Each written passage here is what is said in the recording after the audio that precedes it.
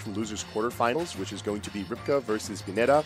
And I am really excited for this match, AJ. Now, the reason being is because one of our fellow commentators, Fang, I have harassed for maybe close to this game's entire lifetime that Greninja loses really heavy to Meat Gunner. And now you're about to see it in action. So you would not think it on paper for one of these characters is swift and lethal, and the other one is relatively slow as molasses, but now, let's see Pineda put in some work. I will say this. The thing is with this matchup, we saw with player play styles, Ripka was getting destroyed by Chag's passive play. What did Pineda also do to Inake earlier? Destroy him with really good passive play and then go in often. And all of what we're seeing so far already out of Pineda is the ledge traps have been right back on point, and his ability to even box up close has just been outplaying Ripka, at least at the start. When it comes to what the character's tools are able to do, the most effective thing about Greninja is his speed, his ground control, his ability to get on you, punish out landings, or even just punish out poor close range options and find the kill accordingly. But right now, that's what Ripka's relying on just to even the playing field. Yeah, and honestly, like, that's what you need to start slowing the game down to its own small degree. I don't think he was confident enough in his ability to punish right there. I don't disagree with it. But if he starts to condition Pineda into shield so far like we're seeing, we're going to be seeing a forward throw off the stage very soon. Or drag down, just misses the jab, doesn't get the tech chase as well afterwards. That probably could have led to a KO. Yeah, Ripka's consistently not been able to find the mark off of these up air drag downs, and I think that's going to be fatal moving forward. You need to be able to rely on your kill confirms, especially against a character that, thanks to forward air, is equally squirrely. Yeah, yeah, true. Both like the ability for Meat Gunner to just randomly get out of dodge is kind of just throws people off all the time. But that neutral beat, especially as percents get high when you have less invincibility at the ledge, will eventually catch. Stop smirking, I can see you. Oh, I'm grinning like an idiot. Y'all can't see it, but trust me when I say I am very happy to be seeing this kind of control. When you look at Greninja, you look at all of his really good tools, and one thing that we've been able to further emphasize from Ripka's performances on stream is everything that sits low and then pops up to punish appropriately. All of Meat Gunner's relevant tools are really good at controlling a low-to-the-ground space. Not just the ground itself, but also sitting at short hop distances for many characters. All of this space that's pivotal for Greninja to navigate, all of a sudden, the floor is lava. I mean, the name of this game, man, seems to be zoners with buttons up close, and that's just something we see here, too. Like, everything about what Pineda is doing is you navigate this maze, and then guess what? Now I beat you up close. Congrats, you got to the end, and now you die. You didn't find the cheese, you found the mousetrap, dude. Oh, the ledge play, however, I think is going to be very important for Ripka to maintain, because that's where you start to see a lot less control from Meat Gunner's tools. The grenade able to do a lot by just locking Greninja up in shield. But if you can't effectively use that projectile that is, albeit very slowly controlling space, all of a sudden Gunner's just not all that. Yeah, we have seen only one game so far, and I'm already understanding your presence of your thought on this, especially this loadout. Because other loadouts, I could see, you know, you can use substitute on reaction if placed properly to something like a charge shot. You can deal with smacking away all of the down B bombs. But what do you not get to do? Deal with anything that is that neutral B when you have no recovery hitbox on your up B, and you're forced to deal with it because you don't have the best ledge get off options. And if you roll, what happens? You get hit by it anyways, most likely, or you just get punched in the face. That was so good on Pineda, just controlling that game. I'm very curious to see what Ripka does in order to adjust this playing field. Town and City switch for Game 2, really important. It's a lot more space. It's space that Gunner can control effectively, but it's also space that Greninja can navigate effectively. That, I think, is the more important part, because what we saw on PS2 was Ripka completely unable to leave the ledge. Here, at the very least, platforms are present. Yeah, you at least, and also you have the high recovery option too to maybe kind of sneak your way up to that top platform if the position's there, or when you have the other layout where it's a little bit lower, similar to that of like a Northern Cave, hashtag free Northern Cave. But you know, you want to be able to keep that pressure up. I saw that, but you want to keep that pressure up, get the drag downs, keep these combos off of things like that platform, and do exactly what you're doing right now, and just keeping Pineda kind of stuck in the corner. And you need to keep this going, because otherwise there's not going to be much that you're going to be able to see out of Ripka getting the game back like we saw in Game 1. Yeah, no, keeping the pressure on is pivotal to Greninja making any rounds in this matchup, because you give a little bit of space to Gunner, and all of a sudden, they retreat with their projectiles. You see the grenade, you see the forward air, you even see the missiles come out. It's all in the efforts of buying space. And what do you do with all of that space as Gunner? You harass with projectiles. And there's a lot of space on Town and City. Oh, you saw right there. You're looking for the drag down up air to get the grab. Didn't even need it, though. Gets the up smash. Town and City coming through just a little bit, but another one of those will take it out. However, Town and City definitely came through there. As strong as that forward air is, probably got a little bit of assistance off of that and takes the first stock. All right. Very important lead, but oh Ripka not going to be able to maintain it. The presence of Grenade making Hydro Pump not good enough to return to the stage. It's an even playing field. That move is so good, man. Like, you're forced to tech it. You got the multi-hits. You got to deal with a possible 2-frame at ledge, and then getting called out on these jumps, too. You know, all jokes There's aside, a reason it's one of my favorite projectiles in the game. It is so good for being able to control space and to deny options with zero commitment. Yeah, that's the thing, too. It's very similar to what you see out of, like, when you fight Min Min, right? Min Min has no commitment, but they ledge trap you from half stage. That move, pretty similar in that regard. Yes, but with the addition of being able to drop below the ledge in a way that characters just can't adjust their recoveries for, we've seen time and time again that no matter how good Ripka is with moving around with Greninja, it doesn't matter if your destination ends up being lethal. Yeah, luckily, I mean, the best thing that's going for Ripka right now is he got the lead. I was about to say he's been able to keep a consistent lead so far by comparison to before, but wasn't able to finish the deal at that point yet, but finds it. And now gets good damage, gets to call on the downbeat as well, gets another raid on it. Do you want to keep pressing that button on landing? You want to do something stupid at disadvantage? Best believe I'm going to blow it up. Oh yeah, don't be fooled by that game one. Greninja is still very much a good character, and when gets the snowball, is able to do a lot with that damage and with that stage control. It's why I think this was such a good stage pick for Ripka. But you still need to be careful because you let up a little bit of that pressure, all of a sudden you're right back to square one. And we just saw a second ago, well, never mind, the game's over. But we saw a second ago that Shadow Sneak was able to be used to recover to the high platform. That was another thing we talked about at the very beginning. It's one different option you have to get around the grenade launcher, which was a massive annoyance to anything Greninja wanted to do to get back. But we did see that Pineda can actually bleed, and Ripka takes the second game. How are you feeling in terms of the fact that Ripka made some adjustments, but Pineda still looked really good? And as we see the stage coming up, looks like we're running back to PS2. I think there's a lot of hope in both ways. I feel like Ripka understands that this is a grim matchup if he doesn't have space to navigate, but that's where the stage bans become really important, because that's where you start to deny certain aspects of space away, and then you just need the confidence in being able to execute your overall game plan. It seems like we are not allowed to go back to PS2, so Small Battlefield is the pick, and this is a particularly dangerous pick, I feel, for Pineda, because the stage layout, I think Gunner can cover perfectly. And I do mean perfectly. From positioning standpoint, the loadout that this particular Gunner has allows seamless transitions between covering the platform, covering center stage, covering the ledge. But it's a lot less space. That space that Greninja can effectively move through aggressively. 100%. Closing the gap is going to be a bit better. You still get the same platform layouts like you said, but when you're... Well, I mean, it seems like Pineda's option here is not really to space. He's using a lot more of these in airs. He's using F-tilts out of shield, which is a pretty good get off me tool, and he's deciding to fight. So it's like, I will decide to box with you instead, read your jumps, which I've been doing pretty well all set, and decide to just win on ledge traps like I did before, with the risk of possibly having to deal with burst. But so far, he's been winning out so far on all these neutral options. Oh, my friend, you've been bamboozled if you think Nair is a boxing tool.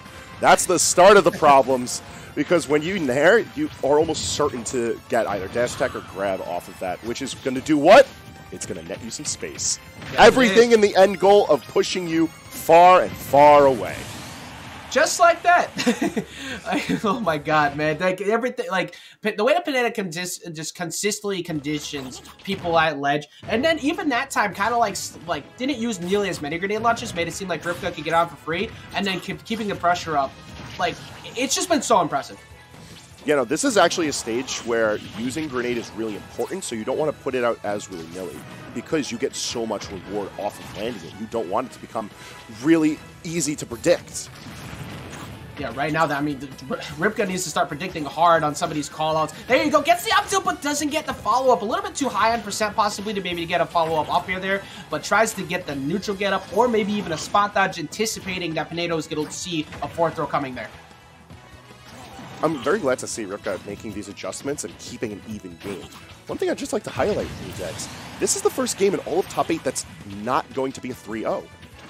Yeah, I just realized that everybody's just been washing each other so far. It's just been all hands on deck, literally rated E for everyone. But this one, at least, we're seeing, you know, we're seeing some adjustments. We're seeing some solid gameplay after what we saw from all these body bags.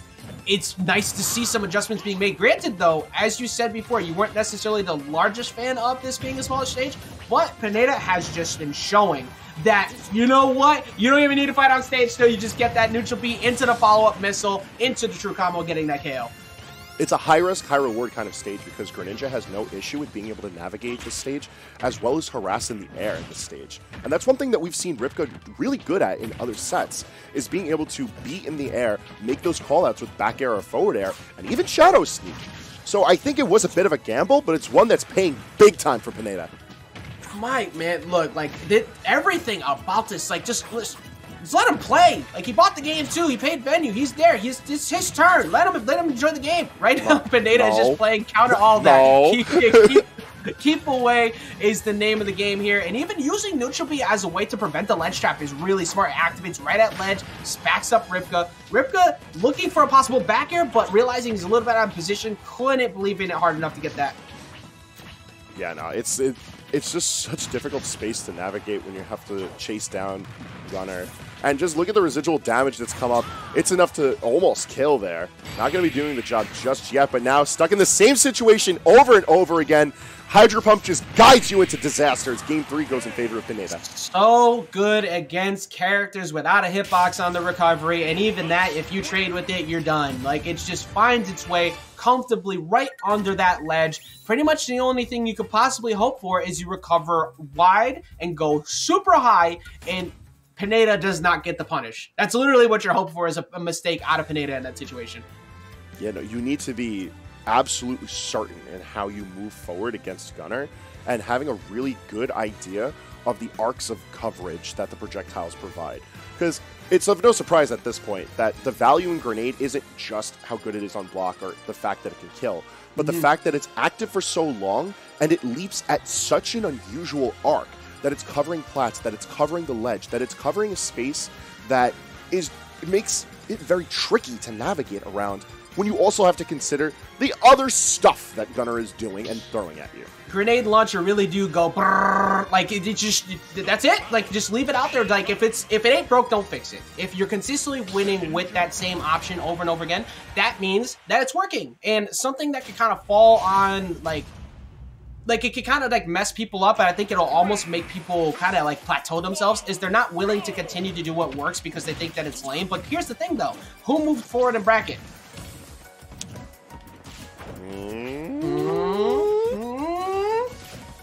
That's the best thing I can do to try to hype up that move. I still think neutral B is ridiculous. But down smash is also a very strong move. It's going to force him once again at ledge, trying to call out another roll on stage. So far, Pineda completely unchecked on this damage. Yeah, it's just hard. The return to Stadium, I think, a very interesting gamble. Because while this is, once again, another stage that Greninja can navigate really well, make good use of, very much in the same vein as Small Battlefield, now all you've introduced is more lateral space. Which, time and time again, Pineda's had no problem with covering and making absolute hell for Ripka to navigate, as Pineda gets the first stock. Like you said, man, look, just keep your distance and just keep it simple, keep it clean. And when you have a room like this, as we saw with Small Battlefield before, the idea was to get smaller room to work with, get closer, fight. Now, wider range to work with, and Pineda is still up close, just constantly calling out every one of your jumps and getting everything. Even had the read right there with the roll with the down smash, just barely missed the timing. Ripka has got to reach deep into the memory banks and figure out what he did to win that game too. Now, Ajax, I have a little pop quiz for you. I don't like pop quizzes, but let me hear it. How many good out-of-shield options can you name for Greninja? See, the problem is Greninja's out-of-shield options get smacked up by the fact that, you know, Gunnar's not near you at any time. You got down tilt out-of-shield at best, you got nair out-of-shield, but really just an up tilt, but, you know, Pineda's not above you. Pineda's not near you. Pineda's been barely ever going up close outside of reading jumps. So these out-of-shield options, like you're just saying, even dash attack, have kind of been irrelevant. Now I ask you, in this situation, why would you want a shield? Unfortunately, you don't have a choice because Gunnar is constantly harassing you with things that are locking you down in shield. The residual damage from these grabs, from these throws, from having to weigh out if you want to take the hit or shield and then take the hit, ultimately leads to a matchup where it's a rigged game of rock, paper, scissors. Hangman, I offer you fair trade. You Sure. you take grenade launcher. I win neutral. Grenade. I use grenade launcher. I win game. Yes. We shake. Shake. Shake. Because that's literally what this has been entirely the way about it. Everything about grenade launcher has been counterproductive to the existence of Greninja. And hopefully Greninja can maybe, there you go, get a tech chase right there. But the Nair out of disadvantage shuts it down and then gets it going once again. That's something we did see out of Ripka people. Whoa! Whoa! That was almost an even game. Almost, but not quite. Staying aggressive with the ledge play, keeping Ripka in play, and they're executing really well right now, but they need to find that fatal mark. They need to be able to get this kill, even up this game, otherwise it's curtains. Yeah, 100%. You need to get that pressure on. You need to continue to just establish what you've been going with so far, because otherwise you're going to be done. Like, everything about Game 2 was just constantly calling out everything Pineda did on disadvantage. So far, with these last two games, it's disappeared. So I think at this point we're seeing that we did see a game finally go to somebody else, but I don't think we're going to be seeing much more than a 3-1 right now. Yeah, it would only, I think, the most devout of Ripka believers will see us going into potential Game 5, because this one is looking kind of grim as Pineda sits down at 149%, being able to just play this cat and mouse game, trying to bait in Ripka out of a comfortable space. I say comfortable with some pretty heavy air quotes, as he is forced to play the most dangerous game of hopscotch in this bracket. We're just going to be as hopefully optimistic as possible right now, because really at this in the situation we're looking at right now, the best thing you could get out of Ripka is if you find this forward throw or this back air and you just mix them. You need to put them in the blender as often as possible, win neutral, and just continuously get big damage off advantage. And once you lose it, once your turn's over, run and figure out another mistake, because so far he cannot afford to make any more. Caught in a really bad situation though, coming back to the ledge with grenade in tow. Forced to the high hydro pump, but is going to meet a dash attack. Yeah, so far, I mean, like, this is, like, I'm still holding out hope. I like seeing comebacks, but we need to see if Ripka just finds one opening. That F-tilt out of shield is going to push it back off stage. One shuriken is going to stop one grenade launcher. He does get by the follow-up up here. Up tilt is very fast out of shield, so you have to make sure you get away. If he does get hit by one of those up tilts, though, it is over. Down tilt is also a live kill option at this point, which is a move I'd like to point out we haven't seen in the past 4 games. Yeah, true enough. Like, it's very similar to what we saw earlier from the up tilt out of Chag. But don't need it, because grenade launcher is going to finish the deal. That was an incredible game once again for Pineda, pretty much just shutting down one of the best approach characters in the game. Greninja's such a good burst option character, but you know what? Can't really do anything about it. Greninja might be the better character, but not in this matchup. You're right. You did call it at the very beginning where you said that you think Gunnar loses. I mean, excuse me, beats this matchup. I'm gonna keep it a stack with you. I think you might be right. The way that I always word it when I talk to people about this is I say that Greninja auto loses to Gunnar. Not just loses, just straight up can't do anything. Jesus. And the reason I didn't commit that hard is because Ripka showed really strong proficiency with Greninja previously, and it was only the fact that he ran up against Chag that he wasn't really able to showcase that proficiency tonight. Yeah. So I wanted to give him some credit, but that matchup was a tragedy of Shakespearean levels. Yeah. Gunnar just auto wins.